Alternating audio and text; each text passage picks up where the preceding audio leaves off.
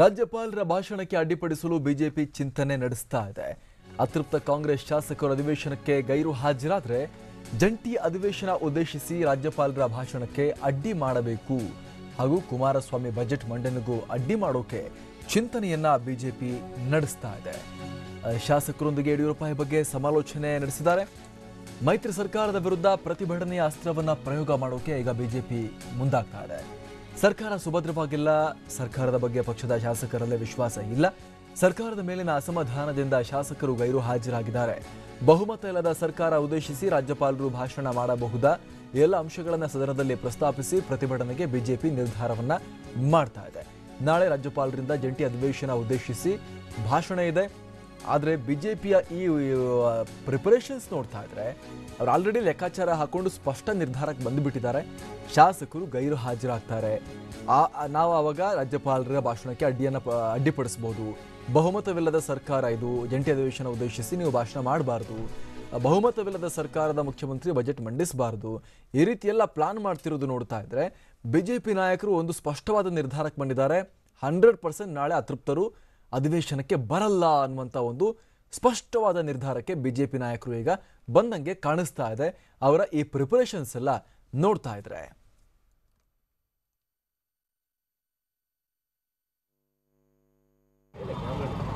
ಭಾರತೀಯ ಜನತಾ ಪಾರ್ಟಿ ಎಲ್ಲ ಶಾಸಕಾಂಗ ಪಕ್ಷದ ಸಭೆ ಇದೆ. ಡೆಲ್ಲಿಯಿಂದ ನಮ್ಮ ರಾಮಲಾಲ್ಜಿ ಆಗಲೇ ಬಂದಿದ್ದಾರೆ.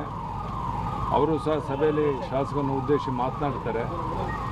ಇವತ್ತು ಬೆಳಗ್ಗೆಯಿಂದ ಒಂದು 25 ಜನ ಪ್ರಮುಖ ಶಾಸಕರನ್ನ ಕರೆಸ್ಕೊಂಡು ಬರುವಂಥ 3-4 ದಿವಸ ನಮ್ಮ ಸ್ಟ್ರಾಟಜಿ ಏನಿರಬೇಕು ವಿಧಾನಸಭೆ ಒಳಗಡೆ ಈ ಬಗ್ಗೆ ಚರ್ಚೆಗಳಾಯಿತು.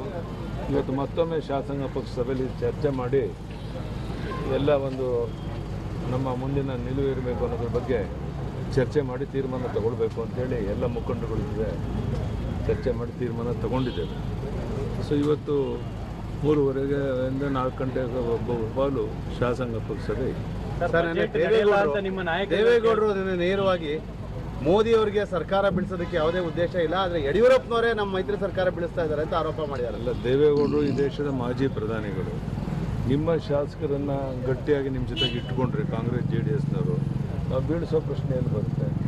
ಅನಗತ್ಯವಾಗಿ ನಿಮ್ಮನೆಯಲ್ಲಿರುವಂಥ ನಿಮ್ಮ ಸಿಬ್ಬಂದಿಗಳನ್ನು ನಿಮ್ಮ ಶಾಸಕರನ್ನ ಗಟ್ಟಿಯಾಗಿ ಇಟ್ಕೊಳ್ದೇನೆ ಯಡಿಯೂರಪ್ಪನ ಮೇಲೆ BJP ಮೇಲೆ ಆರೋಪ ಮಾಡೋದಂಥದ್ದು ಎಷ್ಟು ಮಟ್ಟಕ್ಕೆ ಸರಿ ಅಂತ ಮಾಜಿ ಪ್ರಧಾನಿ ದೇವೇಗೌಡರು ಕೇಳಕ್ಕೆ ನಾನು ಇಚ್ಛೆ ಪಡ್ತೀನಿ. ಸರ್, ಈಗ ಬಜೆಟ್ ಮಂಡನೆ ಆಗಲ್ಲ ಅಂತ ಸಾಕಷ್ಟು ನಿಮ್ಮ ನಾಯಕರುಗಳು ಕೂಡ ನಾನೀಗ ಹೇಳ್ತಾ ಇದ್ದೇನೆ, ಈ ರೀತಿಯ ಹೇಳಿಕೆಗಳನ್ನು ಯಾರೂ ಕೊಡಬಾರ್ದು. ಬಜೆಟ್ ಮಂಡನೆ 8ನೇ ತಾರೀಕು ಕುಮಾರಸ್ವಾಮಿ ಅವರು ಮಾಡೋಕ್ಕೆ ದಿನಾಂಕ ನಿಶ್ಚಯ ಆಗಿದೆ. ನಾಳೆ ರಾಜ್ಯಪಾಲರ ಜಂಟಿ ಅಧಿವೇಶನ ಇದೆ. ಯಾವ್ಯಾವ ಸಂದರ್ಭದಲ್ಲಿ ನಮ್ಮ ನಿಲುವೇನು ಇರಬೇಕು ಅನ್ನೋದನ್ನು ನಾವು ಶಾಸಕಾಂಗ ಪಕ್ಷ ಸಭೆಯಲ್ಲಿ ಕುಂತ್ಕೊಂಡು ಚರ್ಚೆ ಮಾಡಿ ತೀರ್ಮಾನ ತಗೊಳ್ತೀವಿ.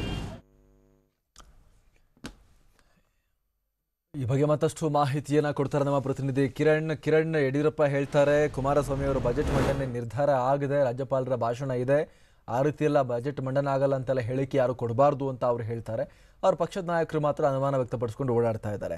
ಜೊತೆಗೆ ರಾಜ್ಯಪಾಲರ ಭಾಷಣಕ್ಕೆ ಅಡ್ಡಿಪಡಿಸಬೇಕು ಅಂತ ಲೆಕ್ಕಾಚಾರ, ಬಹುಮತವಿಲ್ಲದ ಸರ್ಕಾರ ಬಜೆಟ್ ಹೇಗೆ ಮಂಡಿಸುತ್ತೆ ಅನ್ನುವಂಥ ಚರ್ಚೆ, ಇದೆಲ್ಲ ಬಿಜೆಪಿ ಪಾಳ್ಯದಲ್ಲಿ ನಡೀತಾ ಇದೆ ಅಂತ ಹೇಳಿದ್ರೆ ಅವ್ರು ಒಂದಂತೂ ಸ್ಪಷ್ಟವಾಗಿ ಅವರಿಗೆ ನಿರ್ಧಾರಕ್ಕೆ ಬಂದುಬಿಟ್ಟಿದ್ದಾರೆ. ನಾಳೆ ಅತೃಪ್ತ ಹಾಗಾದರೆ ಅಧಿವೇಶನಕ್ಕೆ ಬರಲ್ಲ ಅಂತ ಇವರು ಗ್ಯಾರಂಟಿ ಆಗಿಬಿಟ್ಟಿದ್ದಾರೆ. ಹೇಗೆ ಅಂತ ಕಿರಣ್?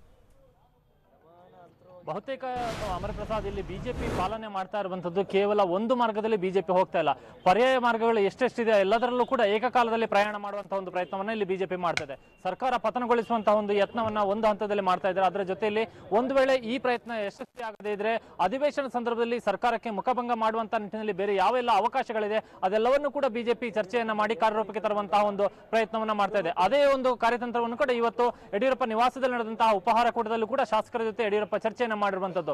ಯಾಕಂದ್ರೆ ಇಲ್ಲಿ 400 ಅತೃಪ್ತ ಶಾಸಕರು ಈಗಾಗಲೇ ಬಜೆಟ್ ಅಧಿವೇಶನಕ್ಕೆ ಹಾಜರಾಗುವಂತದ್ದು ಬಹಳ ಕಡಿಮೆ ಸಾಧ್ಯತೆ ಇದೆ ಅನ್ನುವಂಥದ್ದು ಈಗ ಬಿಜೆಪಿ ನಾಯಕರು ಕೂಡ ಬಹುತೇಕ ಖಚಿತ ಆಗಿದೆ. ಮತ್ತು ಇರುವಂತಹ ಒಂದು ವಾತಾವರಣದಲ್ಲಿ ಅವರು ಹಾಜರಾಗುವಂತಹ ಒಂದು ಸಾಧ್ಯತೆಗಳು ಕೂಡ ಬಹಳ ಕಡಿಮೆ ಇದೆ. ಹೀಗಾಗಿ ಅದೇ ಅವಕಾಶವನ್ನ ಮುಂದಿಟ್ಟುಕೊಂಡು ಇಲ್ಲಿ ಬಿಜೆಪಿ ರಾಜ್ಯಪಾಲರು ಭಾಷಣ ಮಾಡುವಂತಹ ಸಂದರ್ಭದಲ್ಲಿ ತನ್ನ ಒಂದು ಪ್ರತಿಭಟನೆ ಅಸ್ತ್ರವನ್ನ ಪ್ರಯೋಗಿಸೋದಕ್ಕೆ ಮುಂದಾಗಿದೆ. ಯಾಕಂದ್ರೆ ಸಮ್ಮಿಶ್ರ ಸರ್ಕಾರದ ಭಾಗವಾಗಿರುವಂತಹ ಶಾಸಕರೇ ರಾಜ್ಯಪಾಲರ ಭಾಷಣದ ಸಂದರ್ಭದಲ್ಲಿ ಉಪಸ್ಥಿತರಿಲ್ಲ ಅನ್ನುವಂಥದ್ದಾದ್ರೆ ಆಡಳಿತ ಪಕ್ಷ ಶಾಸಕರಿಗೆ ಎಷ್ಟು ಸರ್ಕಾರದ ಮೇಲೆ ವಿಶ್ವಾಸ ಇದೆ ಅನ್ನುವಂಥ ಒಂದು ಪ್ರಶ್ನೆಯನ್ನು ಸಮಸ್ಯೆಯನ್ನ ಮುಂದಿಟ್ಟು ರಾಜ್ಯಪಾಲರು ಕೂಡ ಈ ಸಂದರ್ಭದಲ್ಲಿ ಭಾಷಣ ಮಾಡುವಂತದ್ದು ಸೂಕ್ತ ಅಲ್ಲ ಅನ್ನುವಂತ ಒಂದು ವಿಚಾರವನ್ನ ಸದನದಲ್ಲಿ ಪ್ರಸ್ತಾಪ ಮಾಡೋದಕ್ಕೆ ಬಿಜೆಪಿ ಚಿಂತನೆಯನ್ನ ಮಾಡಿದೆ. ಯಡಿಯೂರಪ್ಪ ಕೂಡ ಇವತ್ತು ಅದೇ ವಿಚಾರವನ್ನ ತಮ್ಮ ಶಾಸಕರ ಜೊತೆ ಚರ್ಚೆಯನ್ನ ಮಾಡಿರುವಂತದ್ದು. ಹಾಗಾಗಿ ಬಜೆಟ್ ಅಧಿವೇಶನದ ವೇಳೆ ರಾಜ್ಯಪಾಲರ ಭಾಷಣದ ವೇಳೆ ಈ ಒಂದು ಶಾಸಕರು ಗೈರಾದ್ರೆ ಅದೇ ಒಂದು ವಿಚಾರವನ್ನೇ ಪ್ರಸ್ತಾಪ ಪ್ರಧಾನವಾಗಿ ಮಾಡೋದಕ್ಕೆ ಬಿಜೆಪಿ ಮುಂದಾಗಿದೆ. ಇದರ ಜೊತೆಯಲ್ಲಿ ಆ ಅತೃಪ್ತ ಶಾಸಕರು ಯಾರ್ಯಾರಿದ್ದಾರೆ ಅವರು ಸದನಕ್ಕೆ ಹಾಜರಾಗದಂತೆ ನೋಡಿಕೊಳ್ಳುವಂತಹ ನಿಟ್ಟಿನಲ್ಲೂ ಕೂಡ ಬಿಜೆಪಿಯ ಪ್ರಯತ್ನ ಇದೆ. ಆ 4 ಜನ ಶಾಸಕರು ಸದನಕ್ಕೆ ಯಾವುದೋ ಒಂದು ಕಾರಣವನ್ನು ಕೊಟ್ಟು ಹಾಜರಾಗದೆ ಉಳಿಬಹುದು. ಹಾಗಾಗಿ ಅಂತಹ ಒಂದು ಮಾರ್ಗದ ಬಗ್ಗೆ ಕೂಡ ಬಿಜೆಪಿ ಇವತ್ತಿನ ಸಭೆಯಲ್ಲಿ ಚರ್ಚೆಯನ್ನ ಮಾಡಲಾಗಿದೆ. ಅದೇ ವಿಚಾರವನ್ನು ಜಾರಿಗೆ ತರುವುದಕ್ಕೆ ಕೂಡ ಚಿಂತನೆಯನ್ನ ಮಾಡಿದೆ. ಇದರ ಜೊತೆಯಲ್ಲಿ ಯಡಿಯೂರಪ್ಪ ಹೇಳಿರುವಂತದ್ದು ನಮ್ಮ ಯಾವುದೇ ಶಾಸಕರಿಗೆ ರಾಜ್ಯಪಾಲರ ಭಾಷಣಕ್ಕೆ ಅಡ್ಡಿಪಡಿಸುತ್ತೇವೆ ಅನ್ನುವಂತ ಹೇಳಿಕೆಯನ್ನು ಕೊಡದಂತೆ ಸೂಚಿಸಿದ್ದೇನೆ ಅನ್ನುವಂಥದ್ದು. ಇಲ್ಲಿ ಒಂದು ವಿಚಾರ ಸ್ಪಷ್ಟ ಆಗುತ್ತೆ. ಆ ಒಂದು ವಿಚಾರ ಈ ಇವತ್ತಿನ ಸಭೆಯಲ್ಲಿ ಚರ್ಚೆ ಆಗಿದೆ. ಕೆಲವೊಂದು ಶಾಸಕರು ಈ ಒಂದು ವಿಚಾರವನ್ನ ಬಹಿರಂಗವಾಗಿ ಹೇಳಿರುವಂತ ಕಾರಣಕ್ಕೆ ಯಡಿಯೂರಪ್ಪ ಯಾರು ಕೂಡ ಶಾಸಕರು ಅಂತ ಹೇಳಿಕೆಯನ್ನು ಕೊಡಬಾರದು ಅನ್ನುವಂತ ಒಂದು ಸೂಚನೆಯನ್ನು ಕೊಟ್ಟಿರುವಂತದ್ದು.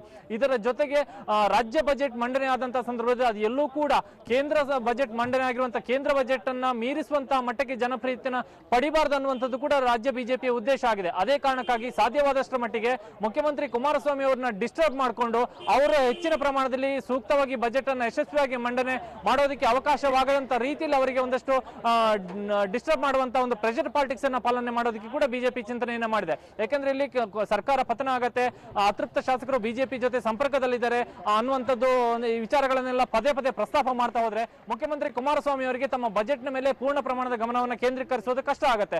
ಆ ಕಾರಣದಿಂದ ಆ ಸಂದರ್ಭದಲ್ಲಿ ಮುಖ್ಯಮಂತ್ರಿಗಳು ಕೂಡ ಯಶಸ್ವಿಯಾದಂತಹ ಒಂದು ಮತ ಸೆಳೆಯುವಂತಹ ಒಂದು ಚುನಾವಣೆಯ ಸಂದರ್ಭದಲ್ಲಿ ಉತ್ತಮವಾದಂತಹ ಬಜೆಟ್ ಅನ್ನು ಮಂಡಿಸೋದು ಕೂಡ ಅವರಿಗೆ ಒಂದಷ್ಟು ಕಷ್ಟ ಆಗುತ್ತೆ.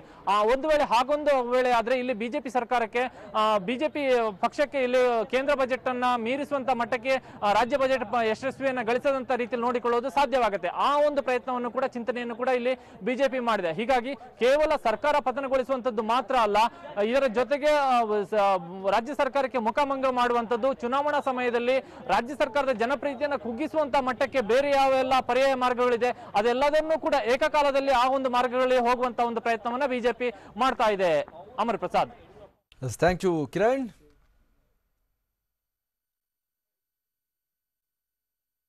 ಇದು BS ಯಡಿಯೂರಪ್ಪ ನಿವಾಸದಲ್ಲಿ ನಡೆದಂತಹ ಬಿಜೆಪಿ ನಾಯಕರ ಔತಣಕೂಟದಲ್ಲಿ ಬ್ರೇಕ್ಫಾಸ್ಟ್ನಲ್ಲಿ ನಡೆದಂತಹ ಒಂದಷ್ಟು ಚರ್ಚೆಯ ಇನ್ಸೈಡ್ ಡೀಟೇಲ್ಸ್ ಅನ್ನು ನಾವಿಲ್ಲಿ ಗಮನಿಸ್ತಾ ಇದ್ದೀವಿ. ನಮ್ಮ ಪ್ರತಿನಿಧಿ ಕಿರಣ್ ಕೂಡ ಮಾಹಿತಿಯನ್ನು ಕೊಡ್ತಾ ಇದ್ರು.